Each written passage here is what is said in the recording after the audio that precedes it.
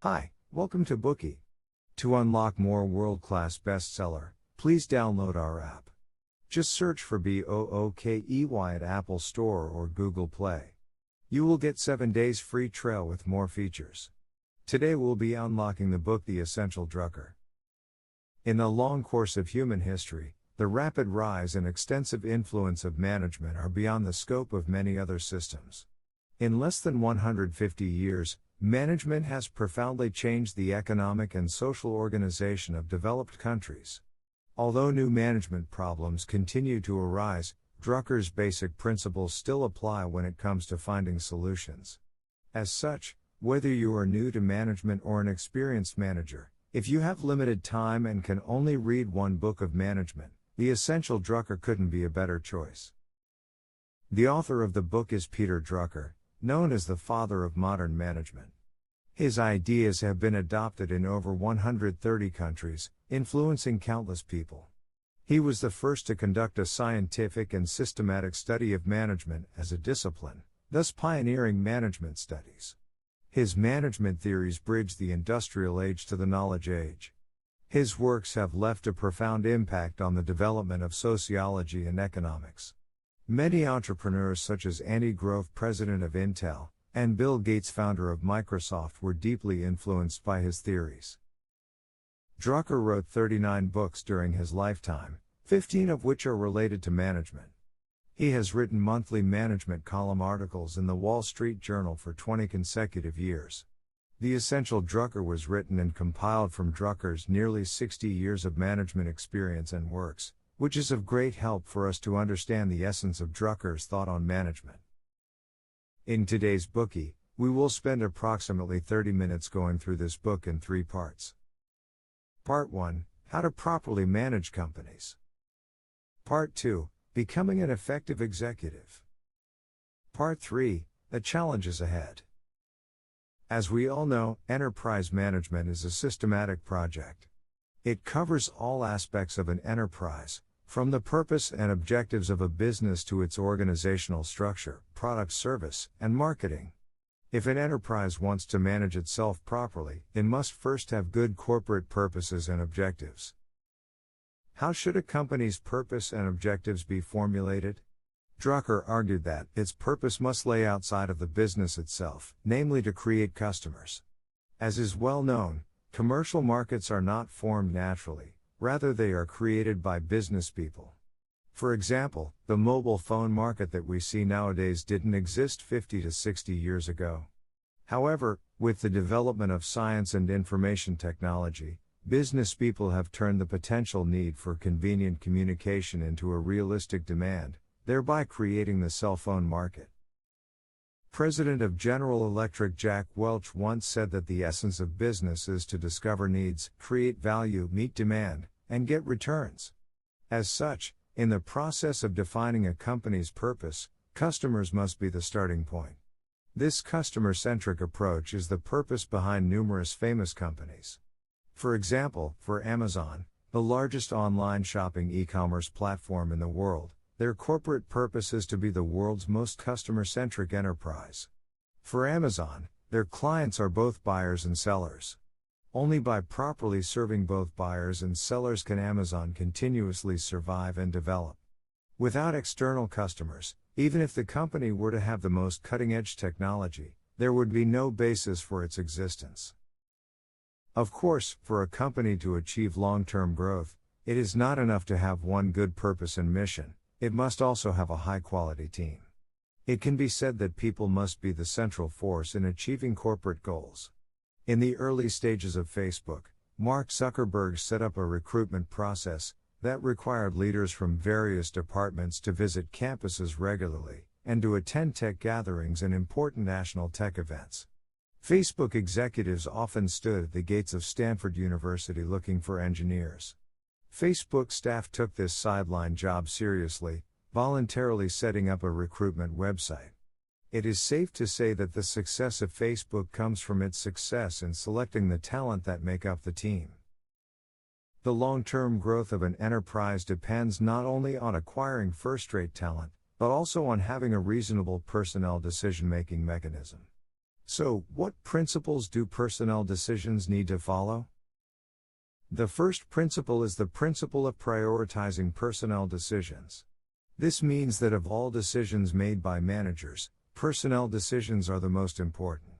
In the book, Drucker uses General Motors president Alfred Sloan as an example. During his tenure, Sloan had to choose people by himself, from senior managers to manufacturing managers, controllers, engineering managers, and even the master mechanics in the smallest accessory divisions. During Sloan's tenure, General Motors grew rapidly. Judging by current standards, Sloan's approach seems to be a bit insular and even extreme, and it was, as his only focus was business performance. However, overall, Sloan's long-term performance in hiring people for the right position was flawless.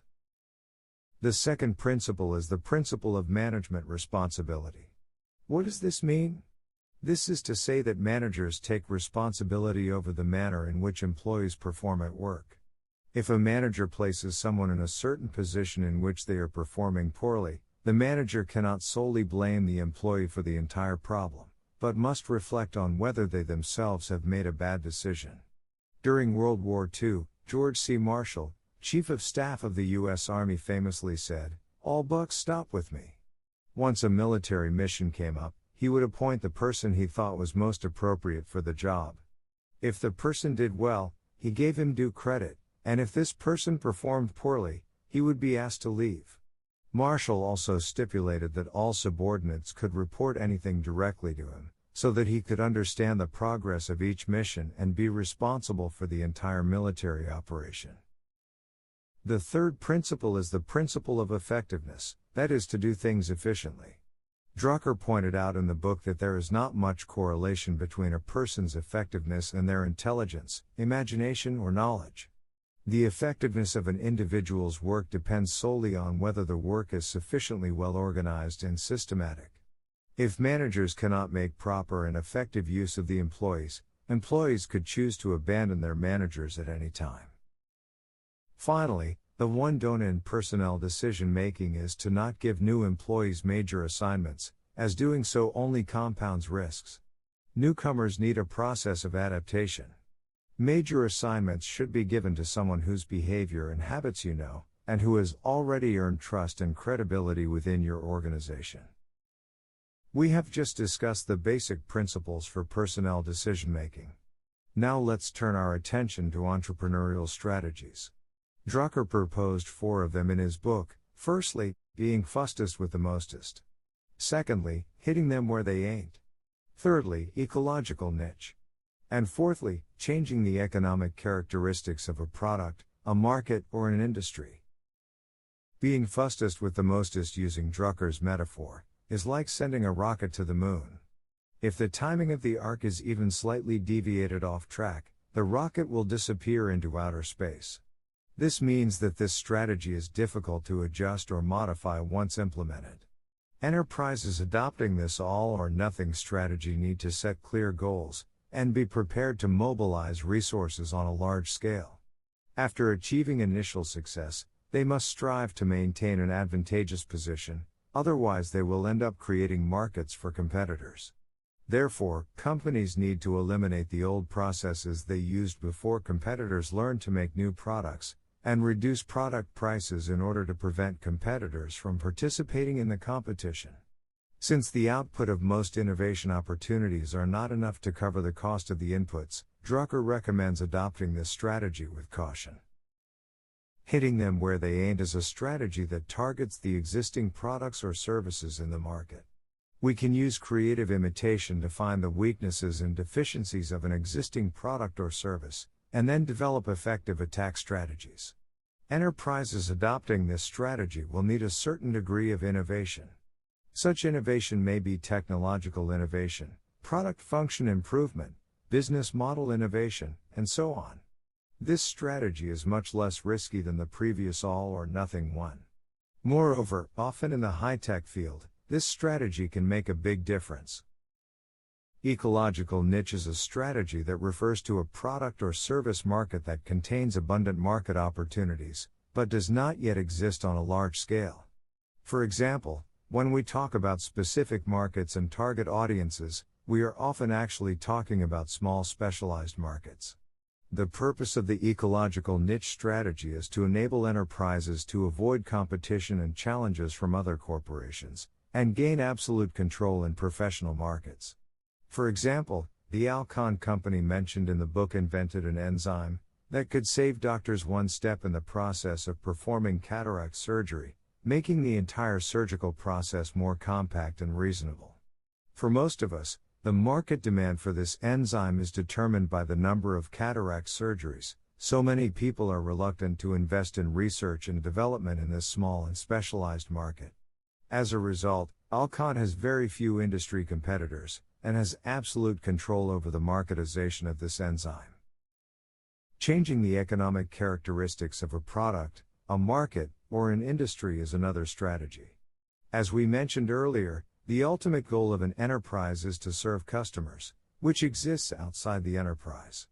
As every company has its own products or services, this strategy exists to change the original products or services, as well as their utility and price while adjusting and matching the customer's current social and economical realities.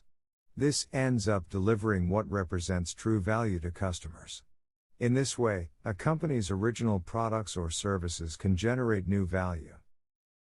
An entrepreneurial strategy is a company's external policy and market practice. These four strategies are not mutually exclusive.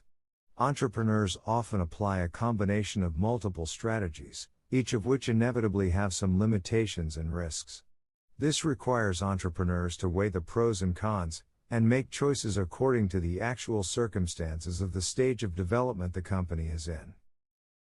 To sum up, in this part we explained how companies formulate good corporate purposes and objectives, the four basic principles of personnel decision-making, and the four entrepreneurial strategies, namely being fastest with the mostest, hitting them where they ain't, ecological niche, and changing the economic characteristics of a product, a market, or an industry. When applying these four entrepreneurial strategies, entrepreneurs need to combine them together selectively and strategically. Understanding these principles will be helpful to the management of an enterprise. Today we are just sharing limited Bookie.